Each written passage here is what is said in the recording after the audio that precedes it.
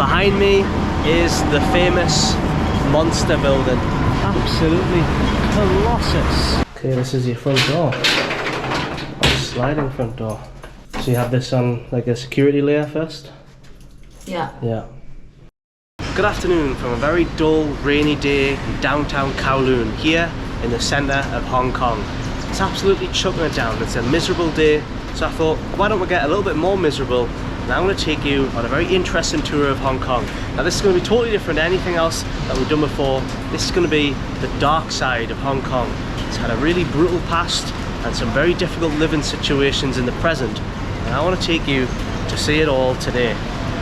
First thing we need to do is head to the remnants of the old city of darkness, the old slums of the north side of Kowloon, full of opioid parlours and heroin trade and some of the worst living conditions in Asia. To get there, we'll have to get on a local bus and head north.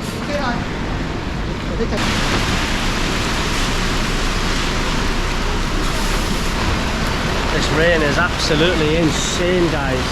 Talk about the heavens have opened, look at this. Oh my goodness me. I'm getting soaked. Alright, let's let this lady on. Get that trolley down. Right. Oh my goodness. Get ourselves to this very interesting place. Beautiful. Wow. Still chucking it down with rain. Very, very hot and humid. Wow. No dogs allowed, no cycling. I mean, you have to stay out. It's funny for a place where just 30 years ago everything was allowed.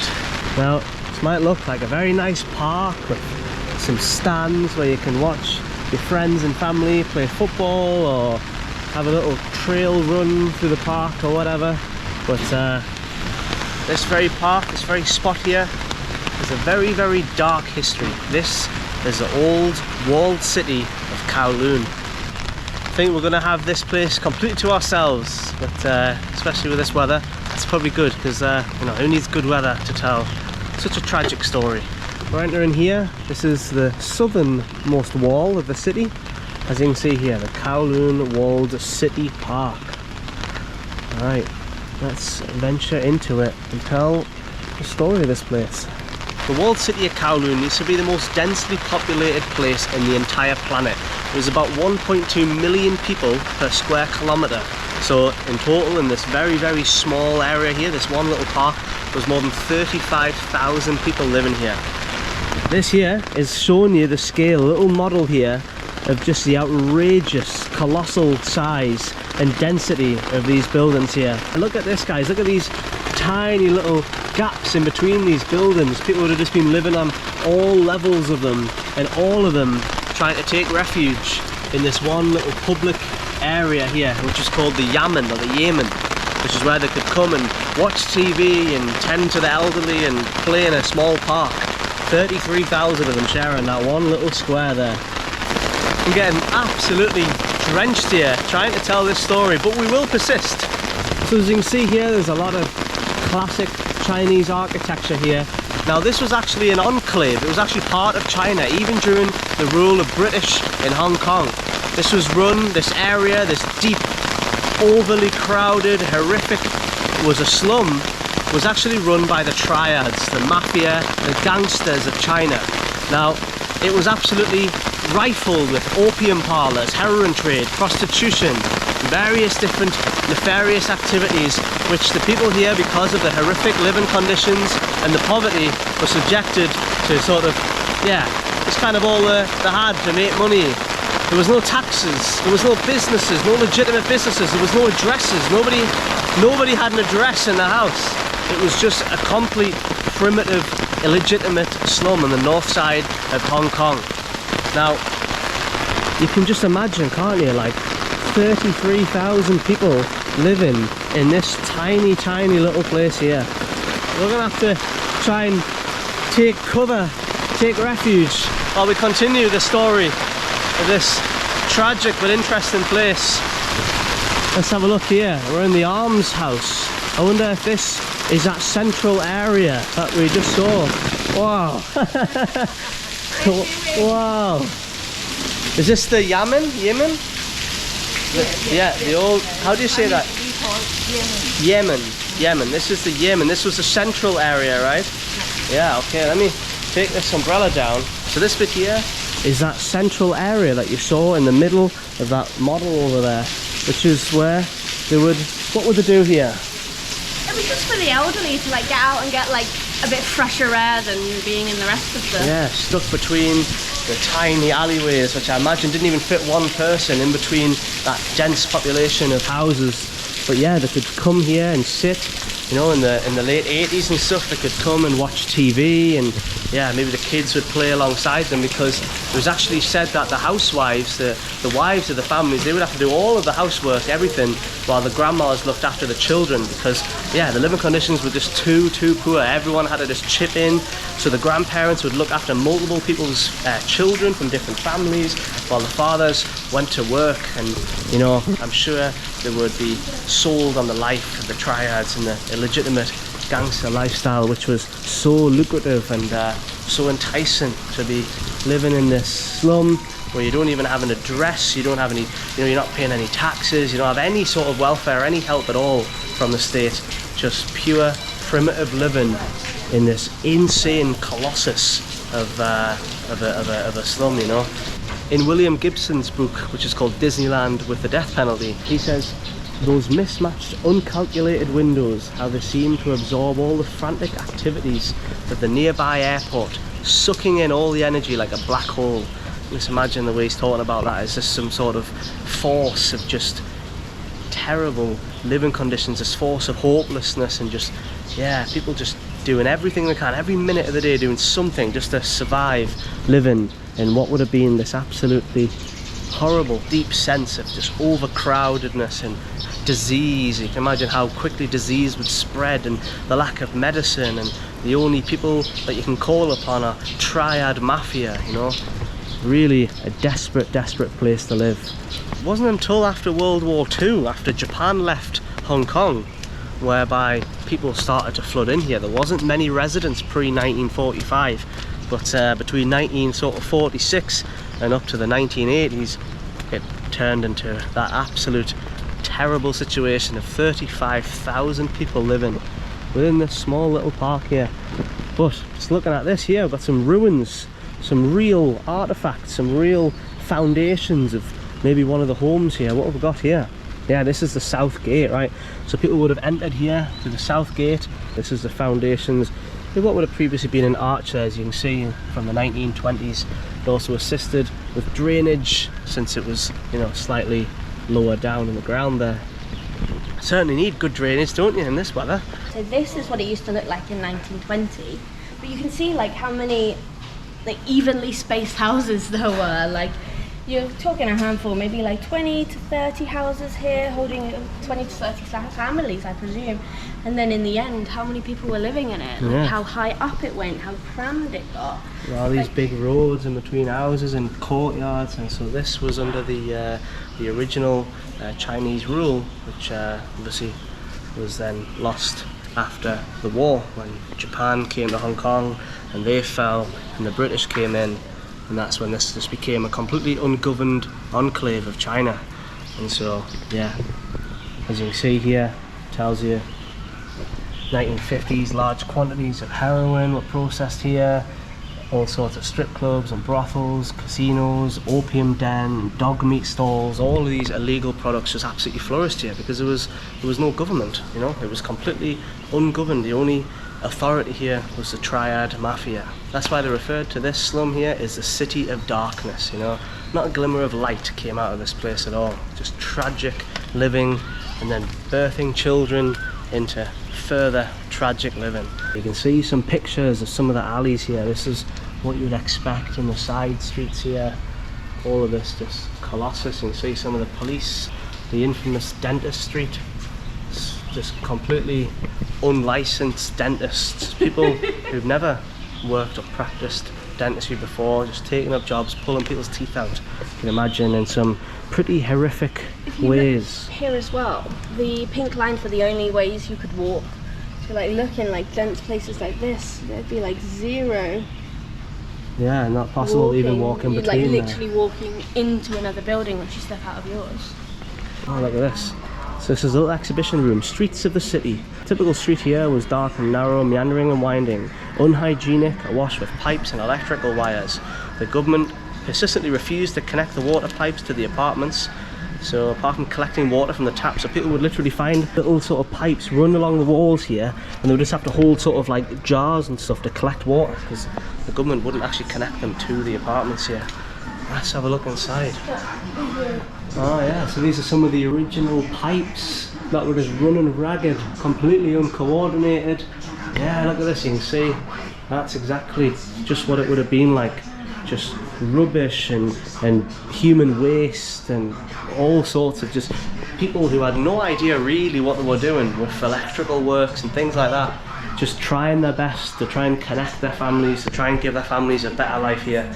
But yeah, there you go, you can see one of the taps. These are the types of taps that would just run into the streets trying to wash his hands, or maybe, yeah, you can see he's got some soap or something on his neck there. He's just trying to shower in the street, in this street with no plumbing. You know, you can imagine all the horrific things that would have just been pouring around these streets here. You know, it's worth noting, this is Hong Kong. This is a British island for many years, and all of this took place under British rule. The British let this go on, you know, let people, let residents of its country, technically of its empire, of its colonies, live in this state. So yeah, it's pretty shocking really. During the daytime, the city's rooftop were paradise, where children gathered and played. So everyone sort of had to play and do leisurely activities on the rooftops. At night, drug addicts lit their candles to take heroin in dark corners. So the rooftops at night time became completely infested with criminals. It wasn't possible for normal people to go in there. So this is what the rooftops would have been like. You can see here, maybe that's like a children's song being sung there. You can see here, just enjoying the city view, looking at the mountains. These girls are playing on a little deck chair, maybe pretending it's a trampoline or something. Oh, and here comes nighttime. As you can see here, we've got the candlelit heroin use. You can hear as shown in this audio playing, people sniffing products and lighting candles, and yeah, and there's the aeroplanes flying over. As William Gibson said, this place, the City of Darkness, seemed to suck the energy out of the nearby airport. As you see here, it's a very peaceful, quiet park where there's a grandma in the temple building practicing some Tai Chi. But there wasn't this peace in March of 1993, when this place would have shuddered with the ricochet of bulldozers smashing through these buildings. In 1987, there was a transfer of ownership of this enclave here, where China gave it up and passed it on to Britain to complete its full occupancy of Hong Kong. Now, as soon as that happened, the British decided that they would demolish the great walled city of Kowloon here. In 1993, March time, the first bulldozers swung their wrecking ball through the densely populated apartment buildings, and it took 13 months to flatten this place, and then many years later turned it into this peaceful walking park with drainage and all the rest of it that was a complete rarity back just 30 years ago. It was a difficult political matter, given the fact that the British controlled Hong Kong, but this walled city here, this tiny little 2.6 hectare area of 33,000 people or so, was controlled by China. That's the problem with enclaves. And so you might say, well, the British let them live like this under Hong Kong control. They could have easily, you know, passed one street. Just one street away is what was British Hong Kong, and then this was technically a Chinese enclave. They could have passed one street, or they could have tried to connect the water pipes to the houses or get involved in any way, but no. As soon as the British came, they ordered the demolition, which displaced literally thousands, tens of thousands of people, children, elderly with no place to go, and just completely tore apart the houses. Whether it was for bad or for better, it's left here a peaceful park in which a grandma was practicing some Tai Chi under the temple, looking at the rain dropping down. But it hasn't all gotten better. The living conditions in present-day Hong Kong have also been subject to scrutiny from media and from various different health organisations, even human rights organisations, because of modern-day living situations that Hong Kongers are living in 2024. We're going to go across the bay to Hong Kong Island and see the closest thing that you can get to that old walled city of Kowloon in the modern day.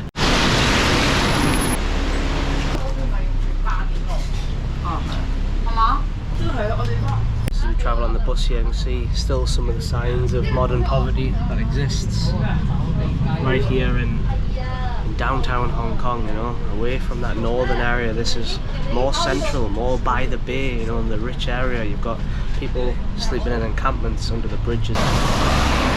Well, after a bus ride across the city to a totally different place here, we arrived to see what the cramped and tight living situation is like in the modern day Hong Kong. We've well and truly entered what you could class as the hood here in Hong Kong. Behind me is the famous Monster building. Just look at that.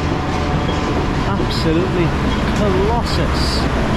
There are 5 buildings here with 2,234 apartments, all crammed on top of each other. Multiple people living in each one. Yeah, this was built in the 1960s as an attempt to bring affordable housing to Hong Kong. And what it really built was some of the most devastating living conditions in modern Asia. So let's get deep inside here, because you can actually go into the courtyards, into the central areas, into the, you know, you talk about the old walled city of Kowloon when they had them public areas they could sit in. Obviously the 10,000 residents that are living in this building here are going to need some public space as well, so let's go there and see if we can meet some of the people who are living here.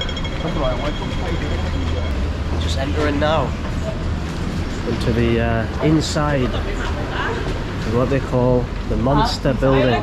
First impressions different to what you'd first think. Here's that open green space, of course not being used very much today with this rainy weather they've got going on. But look at this, just endless. You'll never guess what they actually call these houses, the technical term that they named them. What? Mansions. These Swearing, but Jesus. called them mansions. Built by the British in 1960. Yeah, the irony is almost wretched, isn't it, really? But yeah, look at this. Underneath, this is obviously first time here. I didn't expect that to be their own sort of community of shops, massage parlours, you know, all kinds of different things. A barber over there. But yeah, guys, just look at this. Absolutely colossal. This is only one of these courtyards. I'm interested to see what the other one's like. So the building is in like an E shape. So there's 2 courtyards in between the wings of this Monster building, which is, like I say, 5 buildings consisting of 2,234 apartments with 10,000 residents living in it. So it's a spot for Instagram people to come and take photos here, as you can see, with all that in the background. Not that we're any better making a YouTube vlog, but hopefully it's something a bit more informative. I'm not sure what's going on down here. Bit of commotion. Wow. See, some people have just dumped the mattresses here, graffitied, and all of this has just not been kept at all, has it? All the concrete's all broken, and yeah, it's just very, very poor living situation here, crikey. You can imagine the sound pollution between apartments, can't you? So, you know, the neighbours making a bit too much noise at the flat. Imagine it here. Upstairs, downstairs, sitting on the ceiling, on the floor, left and right. You just never ever experience peace at all, would you? That's why people come out of here and try to sit in the open areas. This guy's staring at me like, oh, I don't know, I'm not sure. He's not welcoming me here or whatever. But well, let's climb up another one of these staircases. Yeah, you can see this one is a famous one of which they filmed the Transformers, various other movies and things like that here. Everybody's desperate to get their photos taken here, but wow guys, it's something else, eh? That's a really expensive coffee shop. Oh, this, yeah, oh yeah. Yeah, that is strange. That is Percent, which is very, very popular in mainland China, Beijing, Shanghai. Your average coffee in here is going to cost you about £5 or so, just for a black coffee. That's the sort of difficult dilemma with Hong Kong, is that even these living situations here, even these people who are just completely living cramped on top of each other with no expression of identity, just a tiny speck in this concrete disaster. These houses, these apartments, these mansions are worth like $500,000, $600,000 to live in one of these small windows here. It's just because of the real estate. Hong Kong is the most expensive place in the world for a square foot of real estate. All these coffee shops built there because of all of these tourists that are coming to get their Instagram photos and then go for their nice £5 iced coffee. Maybe, I don't know, but look at this. If you live in there, imagine you live in there, that let's say that red one there, second up, and you just look up and this is your view. You've just got your neighbours to the right, just a concrete sprawl, and on your left again, and then in front of you still nothing but this blue and grey concrete. There's not a single drop of light to either side of you, only just up there. And funny enough, that is right beside the flight route, so planes are coming over there, and yeah, imagine that causes all kinds of noise as well. Wow. Yeah, like Paige just said, even in these windows just above the shops, you can see people. They've actually hung, just put their belongings in plastic bags. They're just hanging their plastic bags. Yeah, that's all the storage they've got. Put their stuff in a plastic bag and hang it above a shop.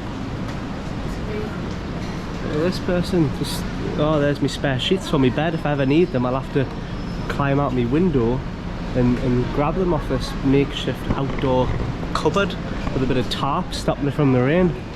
Stopping you from the rain, but also stopping any fraction of light entering your property. Yeah, these live in darkness. Look at that, all these windows behind the air conditioning units, just living in complete darkness all the time, surrounded by this concrete metropolis. Guys, this is Hong Kong. This is one of the richest places in the world. This is one of the places with the most amount of billionaires in any city in the world. I would love to see inside. You can go up to check in. Can you show us one of the apartments for sale? Just Upstairs? yeah. Maybe I show you one for lease. Yes. If that's okay. All right. Just for us to have a look. I am interested. Okay, I see. Wait for a moment. Thank you so Okay, much. thank you. Just found a real estate agent here, and the very kind lady, she might be able to show us inside one of these apartments in the famous Monster building. Here we go. This is what it's actually like inside the Monster building. Oh, look at all them letterboxes. So many letterboxes.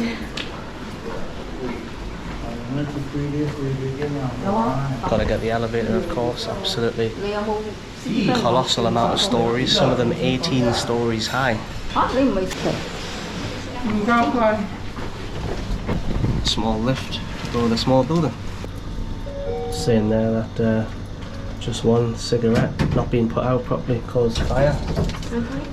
5 deaths, 40 injuries. Well, this is the corridors. Smell cigarettes.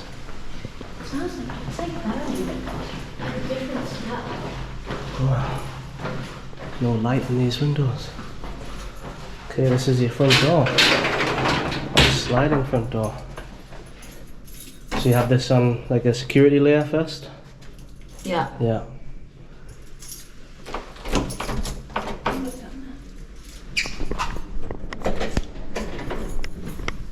Okay. Well, first impressions, a lot bigger than I thought. So straight away you get met with a bathroom, which is actually an alright size considering it's just a toilet, I think. That's the toilet and the shower. Oh, shower as well, is it? Shower's just Oh yeah, there's the shower head there. So yeah, you can maybe put in your own shower curtain, I guess, there.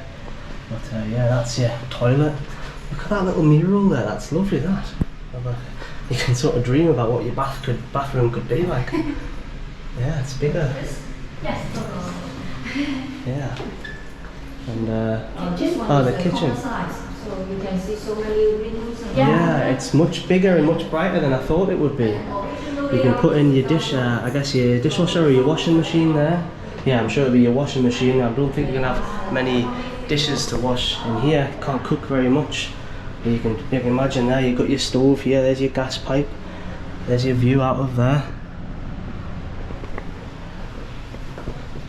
Oh, it's a lot bigger than I thought it would be. It's much bigger than I first imagined. Oh. Yeah. Because it's old building, the LED using area is better than some more new building. I see, yeah. So actually, yeah, so this is this a bedroom too? Yeah, 3 bedrooms. Yeah, so this is one of the smaller bedrooms, I think.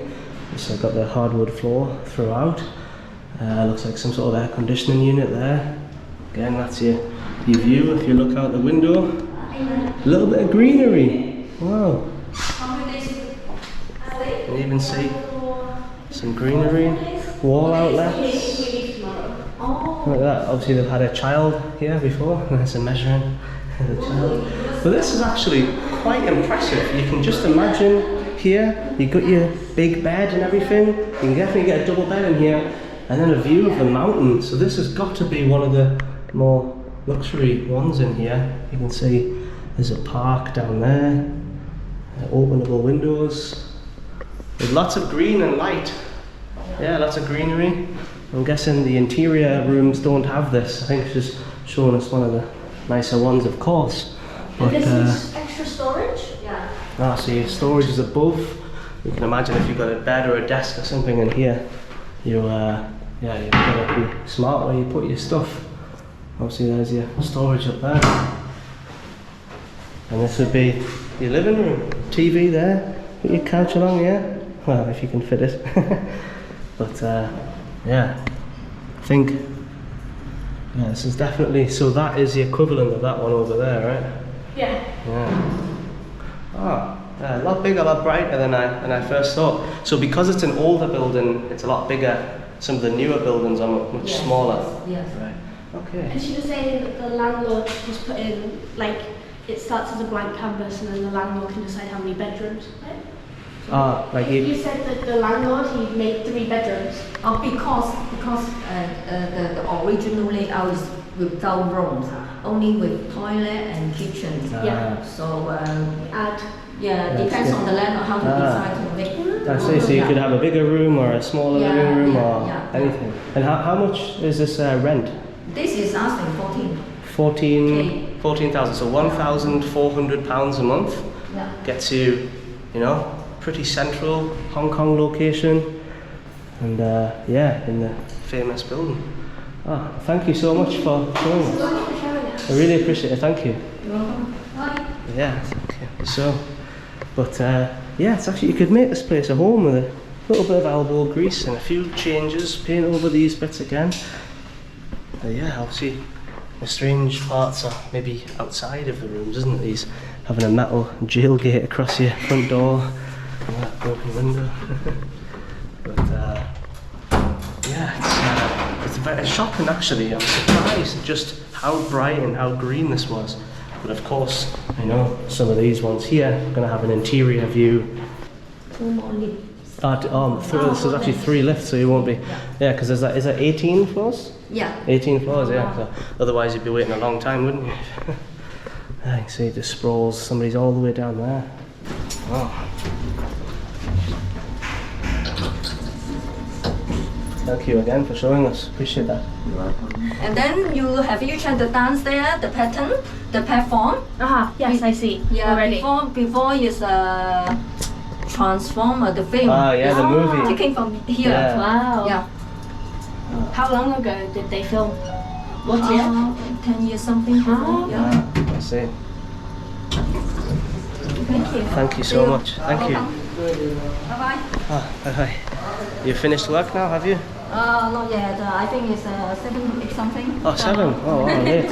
Long day. Okay. I really appreciate your time. Yeah, thank you. What was your name, sorry? Kenny. Kenny. Thank you, Kenny. I really appreciate it. How about your name? Oh, my name is Paige. Paige. Yeah, and I'm Jack. Jack. Nice to Okay. meet you. Thank Nice you to so meet much, Kenny. Thank you. See you. Bye-bye. Bye. There we go. We've seen it firsthand, you know. Not many people get the opportunity to actually go inside and look at one of the famous houses inside, well, one of the famous mansions inside of the monster building. Wow, now I've been inside. Actually, it is quite big in there. Yeah. Hello. Hi. Yeah, and it was, but it was a corner one. It must have been right over there, I think, or I'm confused Over about. that corner. Yeah, maybe on that corner, looking that way, so away from this. So, yeah, I mean, obviously Paige actually hooked us up there, you know, Shy Ben's getting out and all that, and she just asked one of the real estate agents walking out of her office, can you show us one of your properties? But I'm sure she showed us one of the better ones, of course. I mean, why wouldn't you? But yeah, obviously it'd be interesting to see, you know, if it's the same throughout. So anybody that's got any information on what these look like inside, let us know. That's what it's actually like inside the monster building of Hong Kong. Well, we've seen the colossus of the old walled city of Kowloon and how some of the nefarious gangster activities might have landed people in jail, a harsh sentence in downtown Hong Kong. Right now, surrounded by these glass facades and these huge corporations, big Chanel adverts there, we have here the restored and revitalised old jail here on Chancery Lane. Look at that. So to end our dark side of Hong Kong video, let's have a look at what jail life must have been like back in the day here in Hong Kong. So you can see here, there's a map, Chancery Lane, there's that stairway just going up there, and we've entered just in here. So it looks like quite a decent compound. Well, it's quite exciting, look at this, walking through the old walls of the jail here. You know, we're not really one for tourist activities, Paige and I. We don't really do sites and things like that, but this sort of stuff's proper interesting, isn't it? When they've restructured and revitalised an old jail, the old prison of Hong Kong, where all the worst criminals, the opioid den owners, the prostitution ring handlers, they've all been sentenced to sort of rot in the central part of the city. Yeah, let's see what sort of conditions we're subjected to. Look at this former prison yard. Now some nice trees surrounded by these skyscrapers here. Look at this. D Hall, remnant of the radial plan prison. This was made in 1862. New prison design. So at the time it was groundbreaking for its era. Oh, here we are. So this is what it's like in a Hong Kong prison. Well, so far you've got the classic metal door here, the grate. The hands of many prisoners would have been wrapped around here. And this is what a cell is like. Wow. Look at that. So, what's that say there? Call bells. That would call the guard if you needed them. That's quite hospitable, isn't it? That you can call the guard, whether or not they would come or not, of course. So you've got this here, letting some air in, and then that there looks like, well, not really a window, it's just letting air in, maybe a tiny slither of light. That transcending sorrow. Graffiti and songs and various creative expressions by inmates often communicate authentic feelings of grief, loneliness, querying, yearning and hope. They reveal touching moments and reconnected memories of loved ones' faith and innermost self. So this, yeah, look, just behind this protective seal here is some of the graffiti that was scribbled on the walls by the inmates at the times. You see, we've got a love heart there. Actually, quite a lot of little love hearts. There's a little face you can kind of just make out there. Various different texts. Look, somebody's just writing the dates, just counting along, so he keeps track of the dates. It doesn't say the year that is. But, wow, that's amazing. Isn't it? Someone's personal calendar that he's sort of scribbled sideways on the wall. Let me see. Yeah? They used to keep the dead people. Dead people? This is the morgue? At the end. The jail morgue? The mortuary. Morgue. Something. For dead people. I see. Wow, okay. Well, he's got good news to tell us. Well, I can tell you for one thing, I'm sure this part here has been nicely restored. But so there, curing the body and mind. Focus on inmates' health, both physical and mental, is an important element of rehabilitation. Well, so this was the psychiatric hospital. So this not only was the prison, but they also kept the patients of the mental asylum in here as well. So that's some prison ward, this, eh? Criminals, mental patients, and the dead. Dead people. There you go. That's where they would put the dead people there. So head goes on that little plinth at the bottom of the stone bed. There's a sink for the guy who's the practitioner, who's been positioned in the body to just casually wash his hands afterwards. But yeah, and all this water piping going around. Yeah, so it says on here actually that back in those days air conditioning wasn't really a thing. So they would have like water pipes along the tiles that would keep it like cooler in there. So cold water would cool the tiles down, and that would try to make it somewhat like a fridge to try and preserve the body for a little bit. So this room is actually from as recent as 1970. So yeah, prisoners were put in a little morgue like that since 1970. What was in there? Nothing. There are very few places where questions about life and death are as intense as they are in prison and in asylums or prison hospitals, as I say.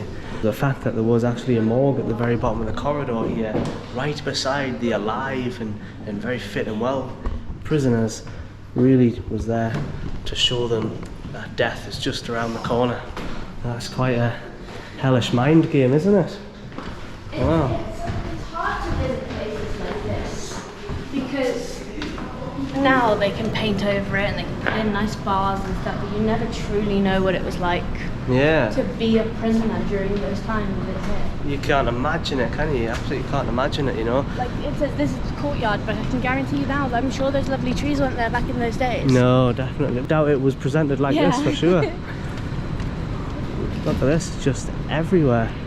So I think the whole idea of this complex here, I just want to say this is completely free to come here. You can, I'll put a link in the description below, you can find it on Google Maps if you want to come here yourself, it's really interesting. But the idea is almost taken like a Charles Bronson take, you know, the famous UK inmate who turned his life into art, becoming a very expressive individual from a previously extremely violent one. And that's what's going on here. It's a half art exhibition, half museum, so you can see all kinds of interesting things sort of painted on the walls of these former, well, what would have been literally a hellhole of a prison here in downtown Hong Kong. Hard stones floating within folds of soft earth here and there. Whatever that means, I'm not sure. Isn't that hilarious though, guys? You just think of the absolute treachery, the hopelessness, lifelessness, all sorts of horrific things that would have went on there in the criminal prison and the asylum prison. Right next door there's a morgue where all of your inmates that became friends are dead and getting preserved and all that and filled and their blood taken out and all that. And now you just have these glittery buildings and a giant Chanel advert. It's funny, what was it, 53 years. That's what's changed, just 1970. In this exhibition here, it's all about following the rules. Prison rules in 19th century required staff to inform new inmates of the regulations as soon as they were admitted. So they were told the rules immediately. It was very important that they were told the rules, what was to be expected of them. They all got an identity card and they took fingerprints back in the old way. You can see here how they would do it. And they would, what's this, collect your daily necessities.